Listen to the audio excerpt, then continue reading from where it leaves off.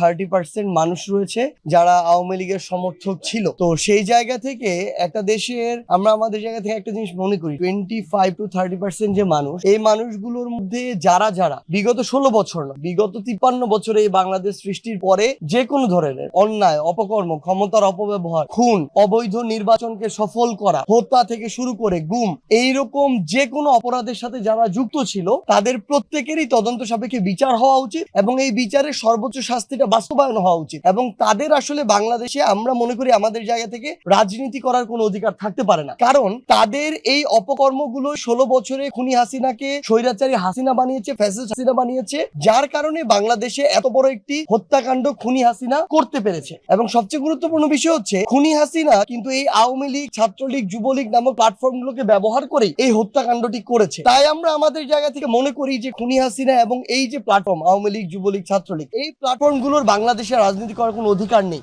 তবে এই যে 25 থেকে 30% মানুষ যারা আওয়ামী লীগের ধরেন নৌকায় ভোট দিত, এখন এর মধ্যে এমন যদি 10 জন মানুষও থাকে যে শুধু ভোটটা দিত, সে কোনোদিন কোনো রকমের এই ধরনের কোনো অপকর্মের সাথে জড়িত ছিল না, তাহলে আমাদের এই জায়গায় শুধু আমাদের কাছে নয়, আসলে এই প্রশ্ন পুরো বাংলাদেশের মানুষের কাছে, যে তাকে যে অন্যায়টা সে কখনো করেইনি শুধু একটা ভোট দেওয়ার কারণে এখন যদি সে এটা অনুভব করে যে না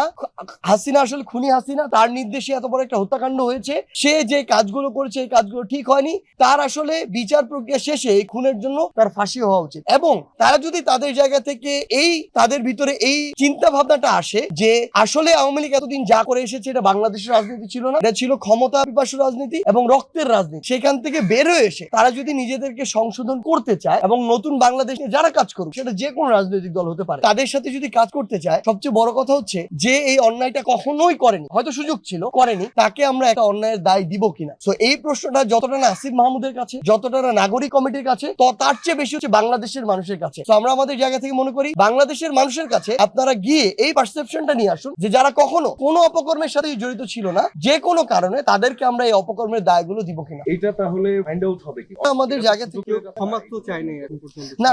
সবচেয়ে বড় কথা হচ্ছে ক্ষমা চাইলে ক্ষমা দেওয়া হবে কেন? মানে এটা কি এমন অপরাধ ছিল যে কাউকে কোনো একটা জাস্ট কথা বলেছে, তার মন খারাপ হয়েছে, সরি বলবে আর মানে ভুলে যাবে, এরকম না। ক্ষমা চাইলেও কেউ একজন যে শুধরে চলে আসলো সকল পাপের কাফারা হয়ে গেল, ব্যাপারটা এমন না। সবচেয়ে বড় কথা হচ্ছে ক্ষমা চাক আর যাই চাক, যে কোনো অপরাধ করলে তার ওই তদন্ত সাপেক্ষে বিচারটি হতে হবে। আরেকটি কথা যেটি বললো যে এর মাধ্যমে আসলে আওয়ামী লীগের যারা ছিল তাদের এই যে প্রসেসটা, মানে তারা কোনোভাবে পুনর্বাসিত হবে কিনা, কিভাবে এটা নিশ্চিত করা হবে, আমরা আমাদের জায়গা থেকে যেটা মনে করি যে এই দায়িত্ব আসলে শুধু বৈষম্য বিরোধী ছাত্র আন্দোলন নয়, জাতীয় নাগরিক কমিটি নয়, বাংলাদেশের বিএনপি, জামায়াত থেকে শুরু করে যে বিভিন্ন রাজনৈতিক যে দলগুলো রয়েছে, এই রাজনৈতিক দলগুলোই কিন্তু বিগত 16 বছরে এই ফ্যাসিস্টদের দ্বারা সবচেয়ে বেশি অত্যাচারিত হয়েছে, নির্যাতিত হয়েছে। বাংলাদেশের কোন একটা উপজেলার কোন একটা ইউনিয়নে, ওই ইউনিয়নে ধরেন কোন একজন আওয়ামী লীগের নেতা অন্যান্য রাজনৈতিক দলের তাদের উপরেই সবচেয়ে বেশি নির্যাতন করেছে। তো আমাদের এখন প্রত্যেকটা জায়গা থেকে দেশে যারা কোনো না কোনো ভাবে এই ফ্যাসিস্ট এবং তাদের দোষীদের দ্বারা নির্যাতিত হয়েছে, আমরা আমাদের জায়গা থেকে মনে করি সকলে তাদের জায়গা থেকে আইনত প্রসেসে যাওয়া উচিত। এবং এক্ষেত্রে অন্তর্বর্তীকালীন সরকার একটা গুরুত্বপূর্ণ কাজে এই বিচারিক প্রক্রিয়াগুলোতে